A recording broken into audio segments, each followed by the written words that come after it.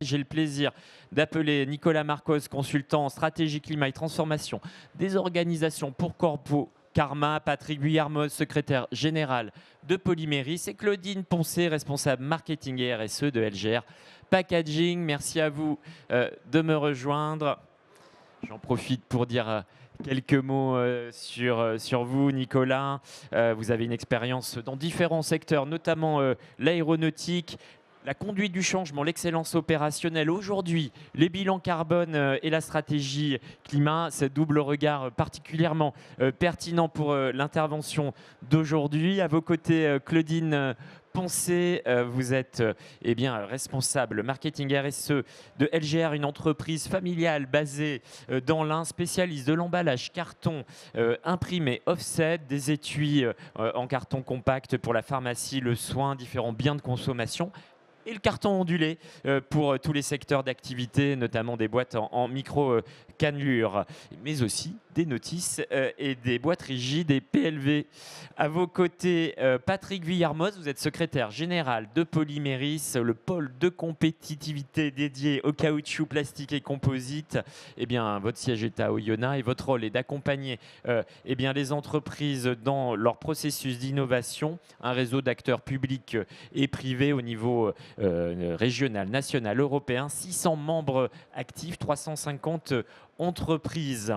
Et l'emballage fait partie de vos cœurs de sujet, bien évidemment, avec notamment des groupes de travail dédiés. Je pense notamment aux emballages cosmétiques, à la pharma et à l'alimentaire. Alors, tout d'abord, pour prendre la parole sur cette introduction de la présentation à trois voix, je donne la parole à Nicolas sur le rappel du contexte, l'industrie française face aux exigences carbone. Merci Pierre, bonjour à toutes et tous. Alors en introduction, ce que je vous propose, c'est déjà de reposer le contexte assez succinctement.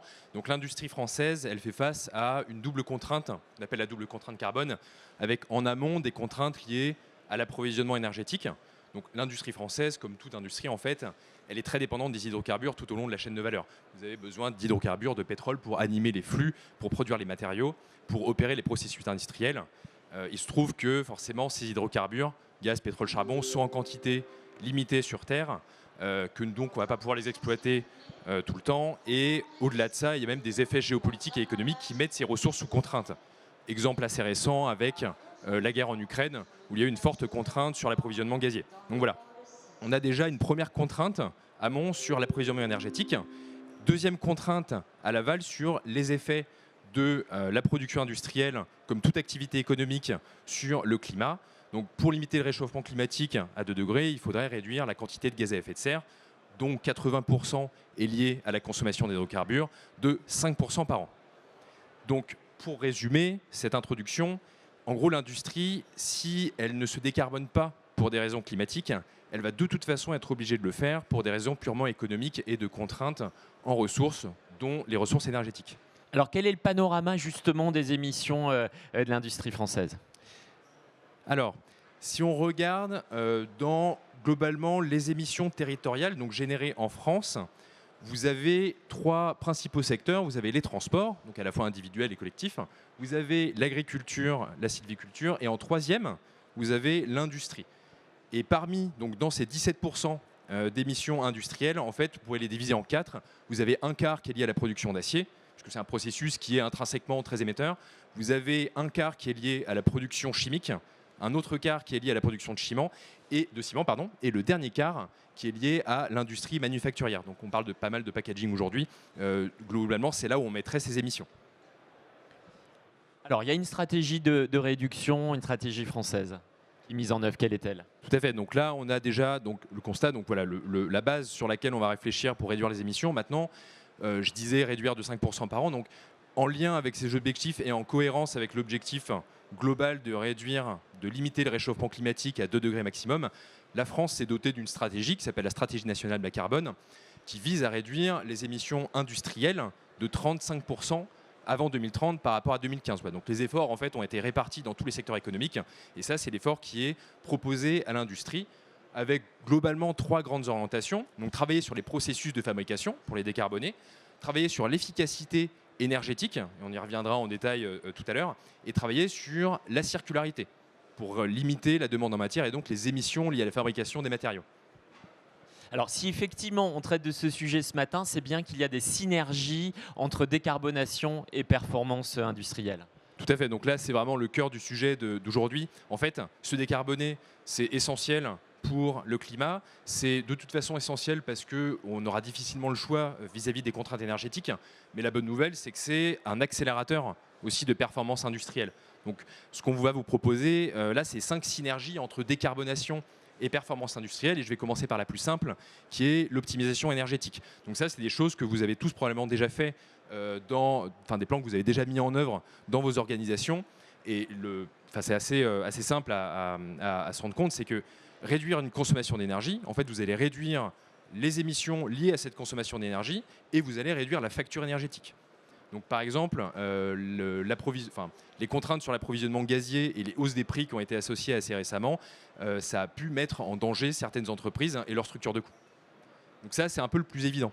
Ensuite, vous avez la circularité. Donc, quand vous réduisez les déchets et que vous réutilisez éventuellement vos ressources, enfin vos déchets en tant que ressources, là, vous avez en gros moins besoin d'intrants, moins besoin de matière à l'entrée et donc moins d'émissions liées à la production de ces matériaux. Donc, par exemple, dans l'injection plastique, c'est assez fréquent de réutiliser des chutes de plastique pour les remettre dans les injecteurs.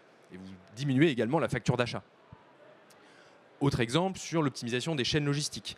Si vous optimisez les chaînes logistiques avec, par exemple, soit de la relocalisation, soit de l'amélioration dans le taux de chargement des camions, vous allez réduire les coûts logistiques et vous allez parfois réduire le risque supply. C'est-à-dire qu'entre s'approvisionner je prends un exemple au hasard, des semi-conducteurs à Taïwan qui peuvent passer par exemple par le canal de Suez, le jour où le canal de Suez est fermé parce qu'il y a un problème, comme ça a été le cas il y a quelques années, vous vous retrouvez en défaut d'approvisionnement.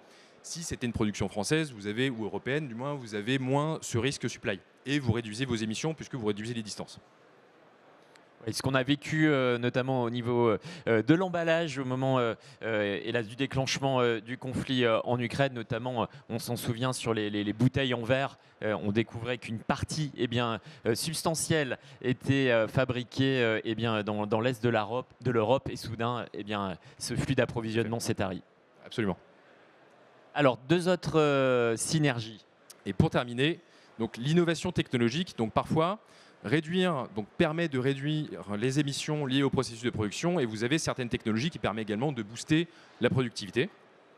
Et pour terminer, et ça je pense que ça va faire écho à pas mal de gens dans la salle, ça permet également de répondre aux exigences du marché. Vous avez probablement de plus en plus de clients qui vous demandent d'améliorer votre performance environnementale, qui vous demandent de faire des bilans carbone, qui vous demandent de reporter sur vos émissions, qui vous demandent de vous engager dans des trajectoires et des démarches de réduction d'empreinte carbone. Donc il y a déjà ça pour vos clients. Également, maintenant, les financements sont de plus en plus conditionnés à de la performance environnementale, puisque les investisseurs regardent sur le long terme et que sur le long terme, ils s'intéressent à la résilience de leur portefeuille d'actifs et ils s'intéressent à la résilience des sociétés dans lesquelles ils investissent. Et dernièrement, ça permet de développer sa marque employeur. Individuellement, la conscience des sujets environnementaux est plus en progression et donc il y a assez souvent demande de la part des employés de démarches climat de la part des employeurs. Alors c'est clair, pour effectivement les enjeux posés, on va les illustrer très concrètement avec la stratégie climat menée par LGR Packaging. À vous la parole, Claudine. Merci. Donc effectivement, on va essayer de vous présenter comment notre entreprise LGR Packaging a mis en application ce que Nicolas vient de présenter, comment on essaye de concilier performance industrielle et stratégie climat. Donc Pierre a présenté rapidement l'entreprise, juste pour dire 2 mots. Donc nous sommes spécialisés dans l'emballage carton imprimé, société française, dimension européenne, société familiale, avec 14 sites en Europe, donc France, Belgique, Espagne, Pologne et Turquie. Donc un ensemble de 200 millions d'euros de chiffre d'affaires, 900 salariés et on produit 3,5 milliards d'emballages par an. Donc de l'emballage carton, donc des étuis en carton compact, imprimé offset ou flexo digital, on y reviendra tout à l'heure. Donc une bonne partie pour l'industrie pharmaceutique notamment. Une division dédiée aux boîtes en carton ondulé, donc boîtes en micro-cannelure pour tous les secteurs d'activité et des notices également pour le secteur pharmaceutique. Donc puisqu'on parle de décarbonation, ce projet-là, cette stratégie climat s'inscrit dans une politique RSE globale que l'on a mis en place depuis plusieurs années. Une étape importante a été de réaliser le premier bilan carbone de l'ensemble de nos sites en 2023. Donc on s'est appuyé sur le DIAC décarbonation de la BPI pour vraiment se lancer sur le sujet, et ça a été très formateur pour nous de s'acculturer à la culture carbone, la comptabilité carbone, tout ce qui est scope 1, 2, 3 dont on parle beaucoup aujourd'hui. Ça nous a permis de nous rendre compte que 94% de nos émissions de gaz à effet de serre provenaient de ce qui se passait en amont et en aval de nos activités, donc hors énergie. L'étape suivante a été de nous engager en fin d'année 2023 auprès du SBTi, qui est l'organisme mondial qui valide les trajectoires de décarbonation des entreprises. Valide le fait qu'elles soient en cohérence avec les accords de Paris qui visent à limiter le réchauffement climatique de 2 degrés. Donc ça, c'était notamment une forte demande de nos gros donneurs d'ordre de l'industrie pharmaceutique. Et donc pour construire cette trajectoire de décarbonation, on s'est appuyé sur l'entreprise Corpo Karma ici présente et sur la démarche Acte Pas à Pas qui a été mise au point par l'ADEME et qui permet vraiment de structurer la démarche. Donc on est passé dans un premier temps par une phase stratégique où on a réfléchi à la maturité de notre entreprise vis-à-vis du climat, quels étaient les risques et opportunités, comment on pouvait imaginer l'entreprise Alger Packaging dans un monde bas carbone en 2050. Donc ce travail-là nous a permis d'établir un plan stratégique. Et la deuxième étape a été de traduire ce plan stratégique en un plan d'action opérationnel. Donc quelles actions devront être menées, pour quel gain CO2, avec quelles ressources en face. Et ce travail opérationnel nous permet d'élaborer des scénarios pour atteindre les objectifs de décarbonation. Et ce qui était intéressant dans cette démarche, c'était qu'on se basait sur un référentiel structuré et qu'on avait tous les petits triangles verts que vous voyez sur le schéma, c'était des groupes de travail. Donc on a intégré petit à petit de plus en plus de monde dans l'entreprise sur ces thématiques de décarbonation. C'était assez fondateur pour nous, et notamment des points réguliers avec la direction, puisque ça permettait d'assurer que la stratégie RSE, la stratégie climat qu'on met en place, n'est pas désaxée de la stratégie d'entreprise.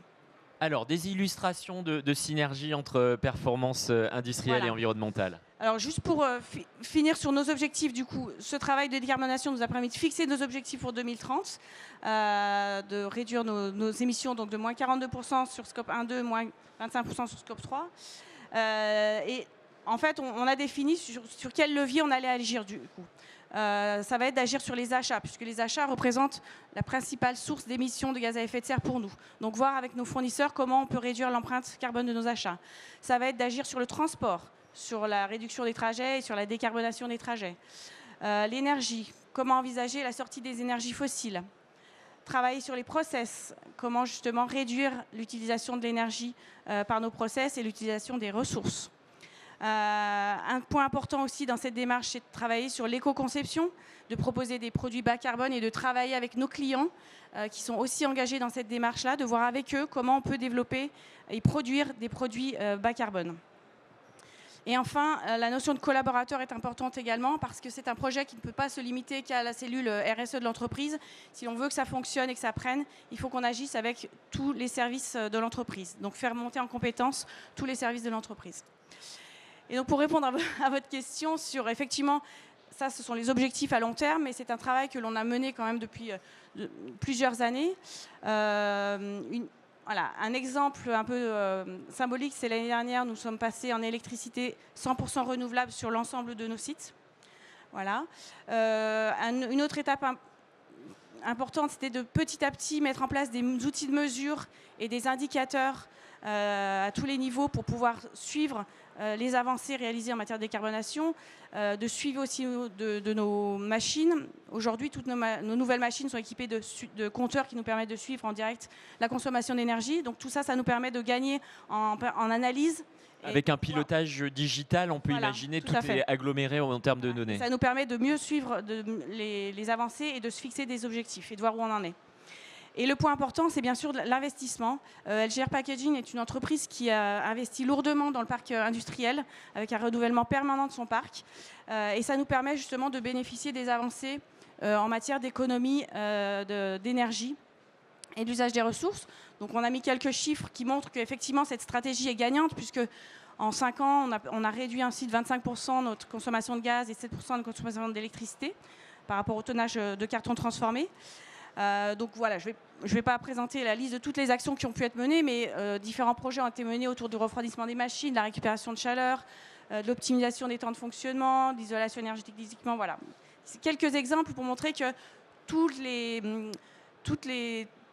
ateliers de nos sites ont été concernés par cet investissement dans de nouveaux équipements moins énergivores. Et ça a été également rendu possible par la stratégie que nous avons vis-à-vis de nos fournisseurs de machines, de papier, carton, d'énergie, avec lesquels nous entretenons vraiment des relations de long terme, ce qui nous permet de travailler sur des projets durables pour l'avenir. Donc, typiquement, ça, ce sont des thématiques sur lesquelles on a pu gagner à la fois en performance industrielle, avec un équipement plus performant, et en décarbonation, puisque réduction des déchets et réduction de la consommation d'électricité. Une autre action importante, ça a été également de développer de nouvelles manières de produire. Parce que pour nous, la décarbonation, c'est aussi une occasion de réfléchir autrement, de sortir de « on a toujours fait comme ça voilà, d'imaginer d'autres manières de voir les choses. Là, on a mis l'exemple de la multichromie et de l'amalgame. Ce sont des exemples vraiment liés à notre métier d'imprimeur. Mais il faut savoir que dans notre métier, on a un niveau de gage technique assez important. On passe beaucoup de feuilles avant d'arriver à la bonne impression, et on doit laver nos machines d'impression entre chaque production si on change les couleurs, etc. Donc là, on a développé des techniques qui nous permettent de moins laver les machines entre chaque production, de produire plusieurs références sur une même feuille, donc de pouvoir enchaîner comme ça. Voilà. C'est des gains de polyvalence en fait. Grâce Exactement, d'être plus polyvalent, ouais. Ce qui nous permet d'avoir moins de réglages entre chaque production et de réduire la gâche et l'énergie déployée. Donc voilà, c'est penser à de nouvelles manières de produire. C'est aussi dans cet esprit-là qu'on a investi en 2024 sur une ligne d'impression flexo-digitale. Donc jusqu'à présent, on ne faisait que de l'impression offset. Ah, voilà. On a imaginé une nouvelle... Voilà, effectivement, historiquement sur le offset, et là, changement de technologie. Voilà. Ça fait 10 ans qu'on travaille sur ce sujet pour arriver à une technologie qui vraiment soit performante industriellement et intéressante au niveau carbone, puisqu'en fait, c'est un process qui permet beaucoup plus rapidement d'arriver à la bonne qualité souhaitée.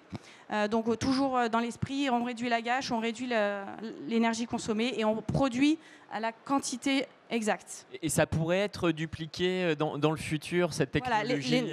Voilà, l'idée, c'est de commencer avec cette ligne, de voir justement l'intérêt que ça peut avoir pour nos marchés, pour...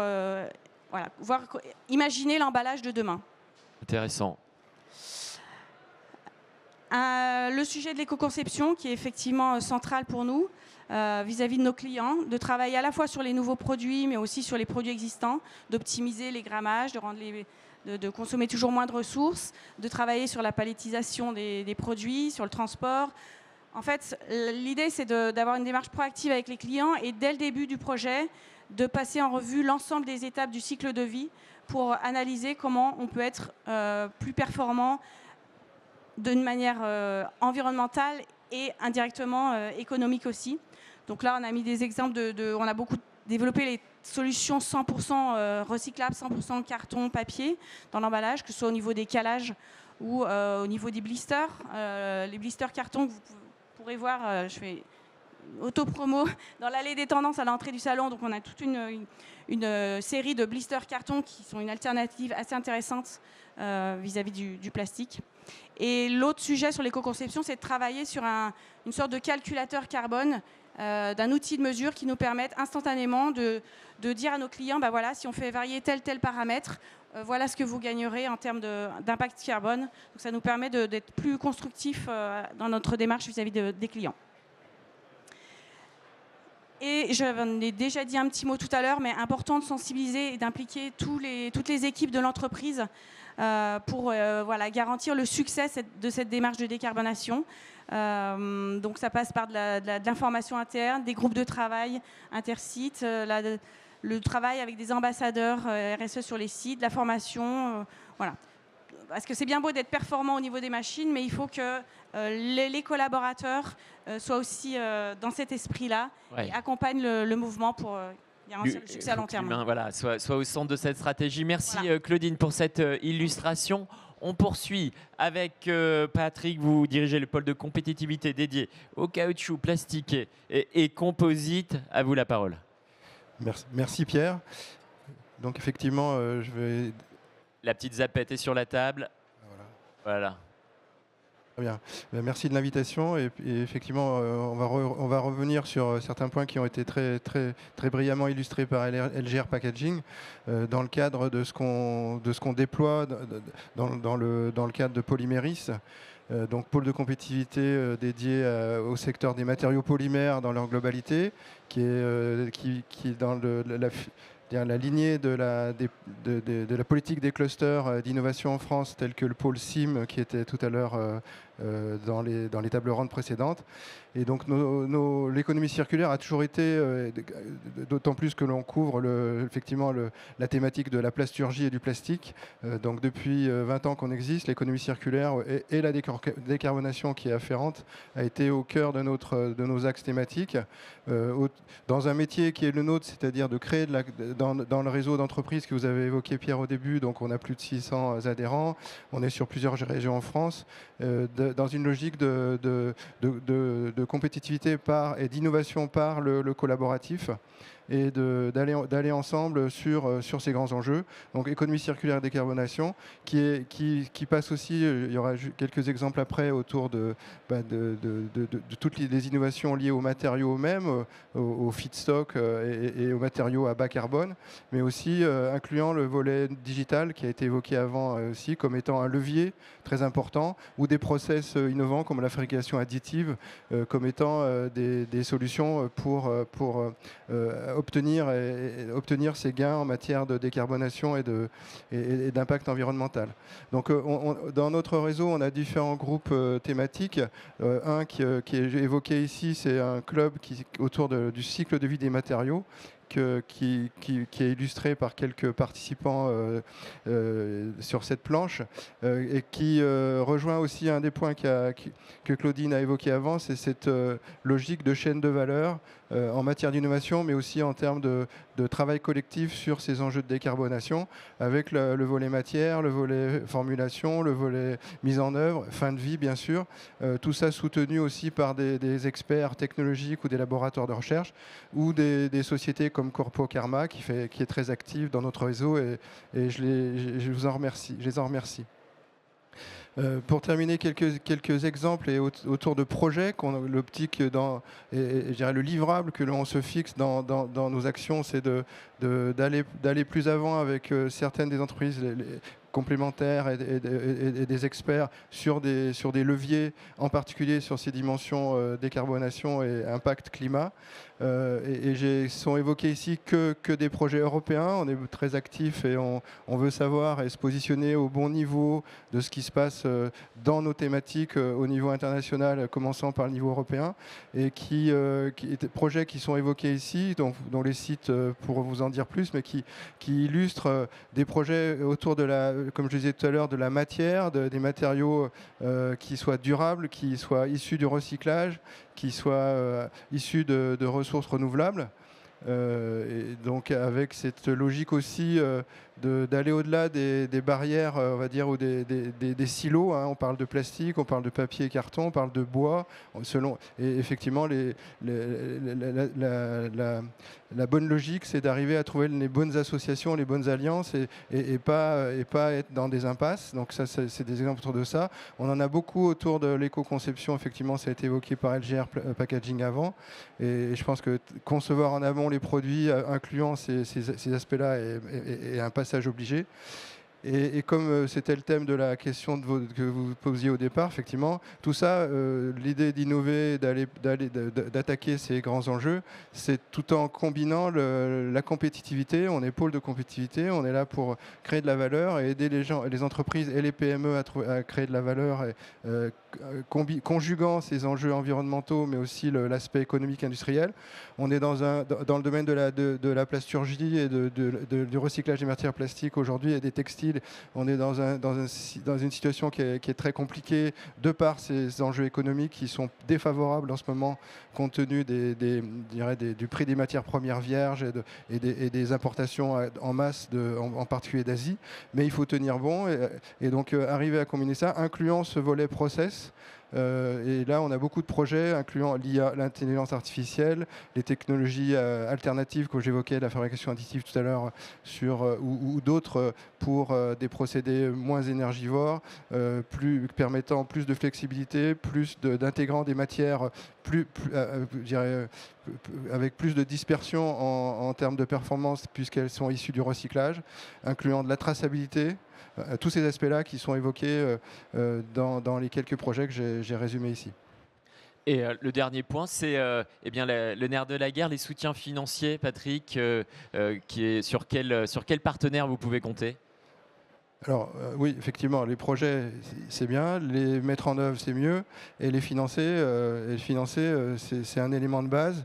Effectivement, on est chanceux d'avoir effectivement des politiques dans les régions comme Auvergne-Rhône-Alpes ici, mais dans d'autres régions où il y a des dispositifs comme France 2030, des leviers, l'ADEME, il y a eu des programmes Ormat, il y a des programmes, qui sont programmes CAPT actuellement qui se mettent en place dans France 2030. Donc on a des projets qui se montent là-dessus sur de la décontamination par CO2 supercritique d'emballage, par exemple. Et puis des financements européens qu'on va chercher, qu'on veut obtenir pour être en capacité comme je vous disais, d'être de bon niveau et puis de mettre en place ces projets. C'est clair, Patrick. Nicolas, pour conclure. On vous entend, allez-y. C'est bon, merci. Alors, quelles sont du coup les premières étapes à mettre en œuvre pour se décarboner et donc accélérer sa performance industrielle? Donc la première étape, c'est de réaliser son bilan carbone. Donc le bilan carbone, ça permet de quantifier les émissions de gaz à effet de serre dont dépend votre activité. Ça, c'est la première chose. Et la deuxième étape qui a été illustrée par Claudine tout à l'heure, c'est de définir sa stratégie climat et donc son plan d'action de décarbonation. Donc là, vous avez notamment de très bons dispositifs proposés par l'ADEME et qui sont également financés par l'ADEME entre 60 et 80% en fonction de la taille de votre organisation. Pour définir la stratégie climat, vous avez un peu deux options. Soit vous faites ça en individuel, donc vous avez l'accompagnement d'un cabinet de conseil pour définir votre stratégie qui va vous accompagner, du coup, ça dure à peu près 1 an. Et vous avez également la possibilité de le faire en collectif avec soit d'autres organisations qui font partie de la même chaîne de valeur que vous, soit en suivant une logique géographique. Donc par exemple, il y a des promotions qui sont en train de se monter pour l'industrie de la santé autour de Sanofi, et puis une autre promotion qui est en train de se monter dans la vallée de l'Arve. Voilà, donc si c'est des choses qui vous intéressent et que vous souhaitez creuser, n'hésitez pas à nous contacter. C'est clair. Merci à vous trois pour cette intervention. On a le temps pour des questions, des demandes de précision. N'hésitez pas à vous signaler. Un micro circule dans la salle. Moi, ma question pour lancer la séance de questions-réponses, c'est de vous poser la question finalement de la mise en valeur de ces stratégies décarbonation auprès de votre écosystème et en particulier de vos clients. Quelles sont les attentes? Qu'est-ce qu'on vous demande concrètement? Claudine, par exemple, pour LGR Packaging. Alors nous, les attentes sont fortes, notamment au sein de l'industrie pharmaceutique, puisqu'en fait, on représente le scope 3 de nos clients. Exactement. Et eux sont engagés dans une démarche de décarbonation. Ils se sont fixés des objectifs assez élevés pour 2030-2050. Donc voilà, ils nous fixent nos propres... ils nous mettent la pression, si on veut le dire comme ça. En fait, voilà, des objectifs très concrets vous sont assignés par les industriels de la pharmacie. Avec des impératifs intégrés dans certains appels d'offres pour atteindre certains objectifs en matière de décarbonation. Et quid des autres secteurs? Vous êtes aussi notamment en agroalimentaire, en cosmétique, oui, etc. C'est une demande que l'on a aussi progressivement dans ces secteurs-là. Ouais. Patrick, même question, mais avec un petit supplément, c'est que vous l'avez indiqué, on est dans un moment où des matériaux viennent notamment d'Asie à faible coût. On sait que voilà, le cours du PET a chuté drastiquement dans les dernières semaines, derniers mois. la stratégie de décarbonation, comment est-elle prise en compte, mais y compris versus des imports qui viennent de plus loin et qui, a priori, doivent être moins disants? Alors, il y a un mauvais moment à passer. On peut espérer que il y aura un changement assez rapide. Alors, il faut arriver à. Je pense que la plupart des entreprises, et LGR Packaging est vraiment en pointe, et c'est vraiment des exemples très importants pour diffuser un peu des bonnes pratiques. Les entreprises sont, tant par leurs clients ou en propre, mobilisées pour aller sur ces enjeux climat, intégrer des matières recyclées, même si aujourd'hui le marché n'est pas bien orienté. Alors, on travaille avec les organisations professionnelles comme Polivia dans le domaine de la plasturgie, avec les centres techniques comme le IPC, le centre technique IPC ou le CTCPA, pour aider à mettre en place des protocoles, à la fois pour le contrôle des bonnes pratiques, des matières, des vraies matières recyclées, des vraies matières bas carbone, ce qui est pas encore le cas, et donc pour essayer d'endiguer ce contexte qui n'est pas idéal actuellement. Mais très franchement, en tout cas à la fois les projets qui nous sont soumis et dans les discussions qu'on a avec les entreprises de notre secteur, il n'y a pas de question. Aujourd'hui, c'est un impératif. Voilà. C'est un impératif. Allez, Nicolas, le mot de la fin sur cette même question. Au fond, le moteur, c'est la réglementation. On l'a dit, la stratégie nationale bas carbone, c'est surajouté. Mais pour autant, dans le domaine plus économique, de pair à pair, entre clients et fournisseurs, quels sont les objectifs, vous, qui sont assignés, que vous observez en tant que partenaire des industriels? Ça dépend pas mal des secteurs. Donc, en effet, la réglementation, c'est le premier moteur, c'est probablement pas forcément le moteur suffisant. Il y a de plus en plus de clients qui commencent en fait à s'intéresser à ces sujets parce que c'est leurs clients, leurs donneurs d'ordre qui les y amènent. Mais une fois qu'on creuse un petit peu le sujet, on se rend compte en fait du co-bénéfice économique, de développement de la résilience sur le long terme, des bénéfices en termes de performance industrielle. En fait, on ouvre souvent le sujet en fait par ce sujet de répondre aux exigences clients, mais en fait, on découvre qu'il y a bien plus en fait quand on soulève le caillou. Entendu. Merci. Claudine, vous vouliez rajouter quelque chose? Je disais que c'était important de dire qu'on ne le fait pas parce que c'est le réglementaire ou parce que les clients l'imposent, c'est que ça s'inscrit dans une démarche quand même stratégique de long terme, où on a bien pris en compte que ces enjeux-là sont essentiels pour le futur de l'entreprise. Exactement. Merci à vous trois, en tout cas, pour cette intervention. Vous pouvez les applaudir pour leur prise de parole.